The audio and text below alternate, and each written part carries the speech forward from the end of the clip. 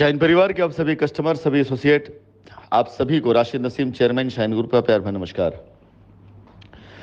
साथियों, इससे पहले शाइन परिवार में पिछले 4 सालों से एक ही चीज चल रही थी कि सामने कस्टमर निगेटिव होता था, एसोसिएट गालियां देता था, कंपनी अपनी सफाई देती थी और प्रगति की कहीं कोई बात नहीं होती थी।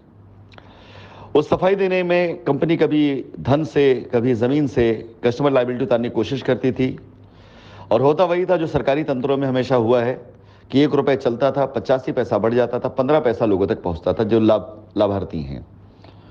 तो कहानी वही हुआ कि चला 1 रुपया, लेकिन 85 पैसे लोगों ने अपने खुद के इस्तेमाल में खर्च कर लिए, 15 पैसा लाभार्थियों को दिया और देखा जाए तो 15% ही लायबिलिटी उतर पाई, वो भी सामने आकर के लोगों ने नहीं बताया।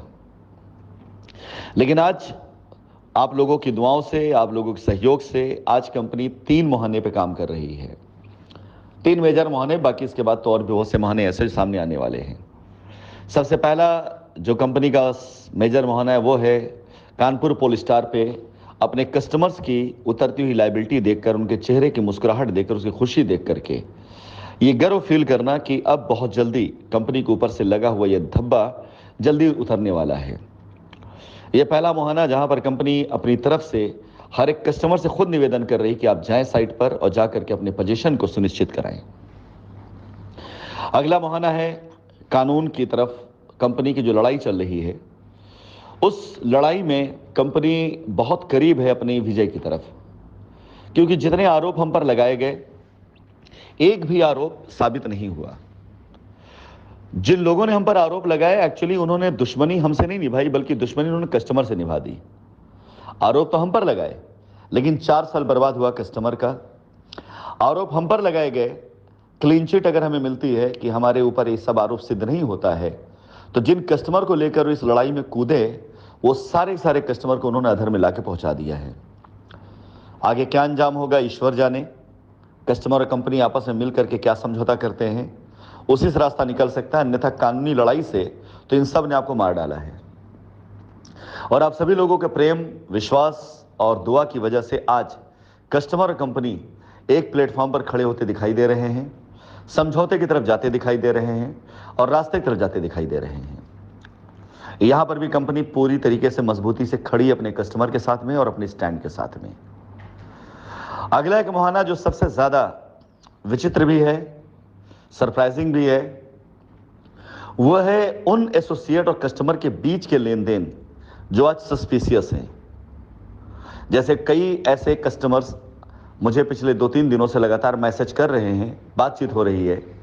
मैं उससे आप सामने शेयर नहीं करता हूं कि न जाने कई ऐसे निरीह एसोसिएट भी मेरे सामने आए कि जहां एसोसिएट ने कस्टमर से पैसा तो ले लिया, लेकिन उस पैसे को उसने अपने सीनियर को दे दिया और सीनियर ने उस पैसे का क्या इस्तेमाल किया वो बताने के लिए सीनियर मौजूद नहीं है। और अगर एसोसिएट के ऊपर कस्टमर एफआईआर करता है तो बिला वजह एक गरीब परिवार दिक्कत में आ जाता है। और इससे पहले ऐसा हो भी चुका है कि जहां पर एसोसिएट ने पैसे लेकर के अपने सीनियर को दे दिए और सीनियर ने उस पैसे का क्या उपयोग किया बताने के लिए मौजूद नहीं, और कस्टमर ने गुस्से में उस एसोसिएट पे एफआईआर कर दिया। एफआईआर की वजह से आज की तारीख में एसोसिएट अपने घर परिवार से दूर है।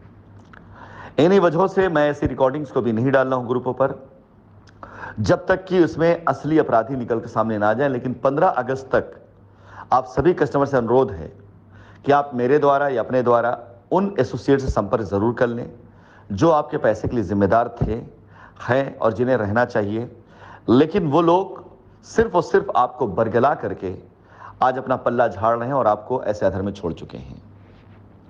और तीसरा सबसे बड़ा जो आपके सामने है वो है रजिस्ट्रियों का। आप देख रहे हैं अभी शुरुआत हुई है, कुछ रिकॉर्डिंग में आपने सुना भी है किस प्रकार से कस्टमर से पैसे लेकर के रजिस्ट्री कराई गई, लेकिन रजिस्ट्री मान्य नहीं हुई, कस्टमर खुद मान रहा है।